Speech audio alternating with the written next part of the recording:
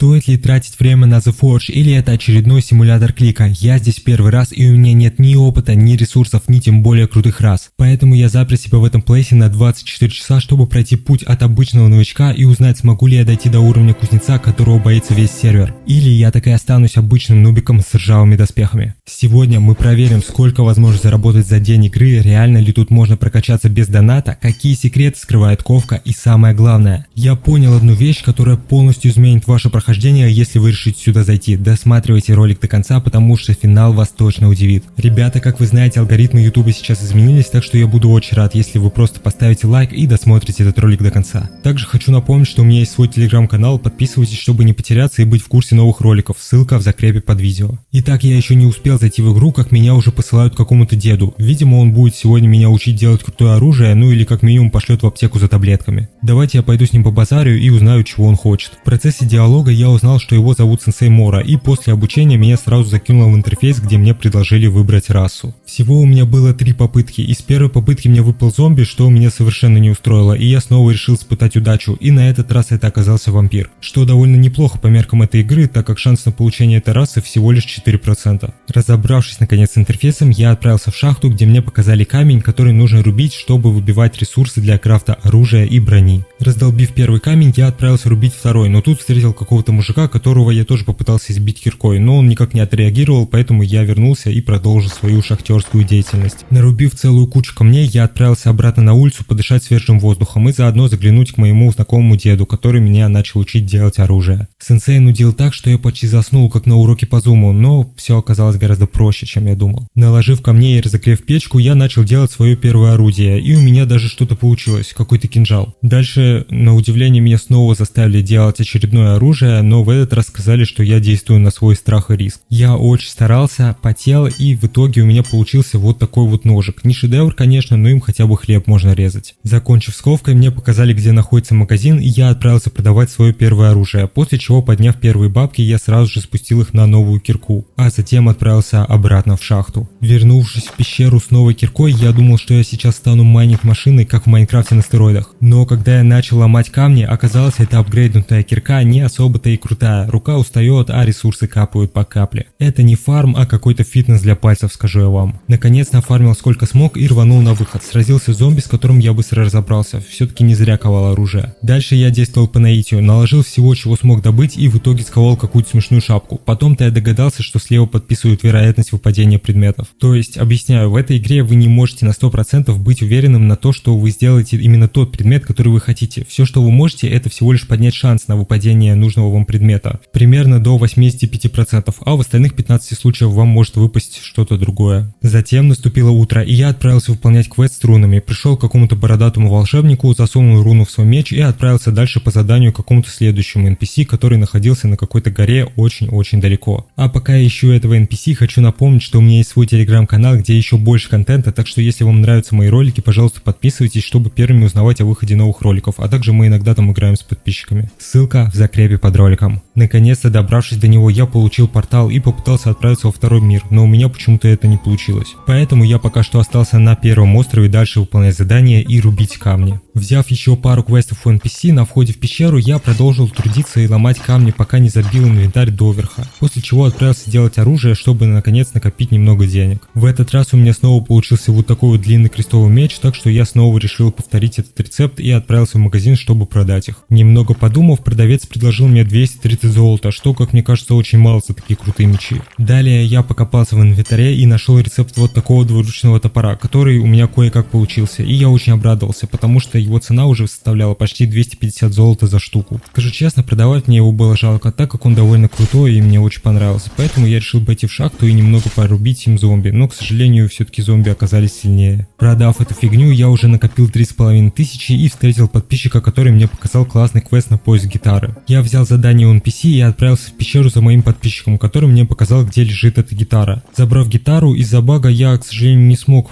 вылезти обратно по лестнице, поэтому мне пришлось респауниться, чтобы вернуться обратно. Вернув гитару его владельцу, я заработал целую 1000, что для меня на данный момент были большие деньги, ведь чтобы заработать 1000 на перепродаже оружия, мне понадобилось бы скрафтить как минимум 5 предметов. И то, если мне сильно повезет. А сколько бы времени я потратил на добычу руды в шахте, это вообще страшно представить. Купив золотую кирку и получив 12 уровень, я наконец-то решил отправиться во второй мир, чтобы наконец посмотреть, что он из себя представляет. Итак, я построил портал, выбрал забытое царство и отправился навстречу новым приключениям. Надеюсь, там я стану богаче. Итак, прошло, наверное, 100 часов реального времени, и я наконец-то загрузился во второй мир. Давайте посмотрим, сколько здесь стоят кирки. Ого, цены просто бешеные. Давайте подойдем лучше вот к этому ведьмаку, посмотрим, сколько тут стоят предметы. Может быть, тут в магазине все продается и покупается дороже. Хотя нет, не особо. Побегав по острову, осмотревшись и взяв задание у NPC, я сделал еще один предмет новой кузницы и отправился в новую шахту. Поднялся на вершину шахты, а там целая толпа, которая раздает квесты. Я, как порядочный нуб, сразу рванул к ним. В итоге набрал целую кучу новых квестов. Теперь инвентарь задач у меня забит под завязку. Наконец, забравшись в шахту, меня сразу же встретил скелет, который оказался настолько сильным, что чтобы мне не проиграть в этом бою, мне пришлось позорно покинуть бой и тихо добывать ресурсы, спрятавшись между камнями. Кстати, базальтовые булыжники оказались намного крепче, чем камни на первом острове, так что добывать их оказалось гораздо сложнее и дольше, но ресурсы из них выпадали гораздо более жирные. На моем уровне персонажа и дешевой киркой с первого острова сделать и добыть хоть что-то оказалось невероятно сложно. Меня постоянно кошмарили скелеты, которые убивали меня буквально с 3 ударов, что очень усложняло прохождение, но мне повезло. Я встретил своего подписчика, который поставил тотем шахтера и охранял меня, пока я пытаюсь заполучить хотя бы пару камней себе в карман. Еще он мне помог выполнить квесты на убийство скелетов. Оказывается, если я первый раз ударю скелета, а потом его добьет другой игрок, то мне это все равно зачисляется в квест. Так что я чувствовал себя как со старшим братом, который охраняет меня, пока я задираюсь на хулиганов по дороге со школы. Отдельное спасибо Платону за то, что помогал с прохождением. Набрав новых ресурсов, я решил сделать себе катану, которая уже имела урон почти 19 единиц при скорости атаки в полсекунды. Так что я вместе с подписчиком с радостью отправился испытывать мое новое боевое оружие обратно в пещеру. Снова нарубив скелетов и добыв ресурсов, я наконец-таки накопил 10 тысяч и приобрел себе первую кирку на втором острове. К этому моменту я уже, если честно, немного устал от гринда, потому что я потратил очень много времени на то, чтобы получить эту крохотную сумму, что мне очень не понравилось. Затем я надобывал еще ресурсов и к вечеру наконец-таки смог сделать себе новое оружие. Только посмотрите на эти когти Росомахи. Теперь я крошу скелетов одним взмахом. Это реально имба. Проведя еще невероятное количество времени в пещеру, я наконец-таки сделал себе вот такой вот длинный меч, который вместе со способностью вампира дает дополнительный урон. Дальше я еще поковырялся в пещере и вспомнил, что у меня есть бесплатные крутилки для рас, так что я отправился к волшебнику в палатку для того, чтобы попробовать еще раз сменить расу. Каков итог, товарищи? Я потратил 15 крутилок и еще 5 после записи, и мне ничего не выпало. Это просто невероятная лотерея. Кстати, пока не забыл, еще хочу отметить, что мне не понравилось, вот пока я играл и думал, что тут вообще можно делать. Меня смущает, что в игре отсутствует хоть какое-либо социальное взаимодействие с игроками. Вот возьмем другой популярный плейс, например, тот же Stillburn Road. Там тоже есть элемент казика. Да, ты не можешь повлиять на то, какой моб появится, но ты можешь хотя бы украсть у любого игрока любого моба, или хотя бы можешь затрейдиться с другим игроком, ну или на худой конец скинуться с товарищем на випку и лутать лаки-блоки по очереди. Или вам, если не нравится пример с брейнротами, хорошо, вот есть, допустим, Grova Garden. Там можно хотя бы в Дискорде подключить уведомления о семечках новых, или затрейдиться на пэта, если тебе совсем не везет. Но если тебе не везет в ковке, то все, что тебе остается, это снова и снова продолжать заново вбивать редкие ресурсы с крохотным шансом, тратя на это просто не часы, а целые дни на гринд. Я понимаю, что в меню за робоксы можно купить практически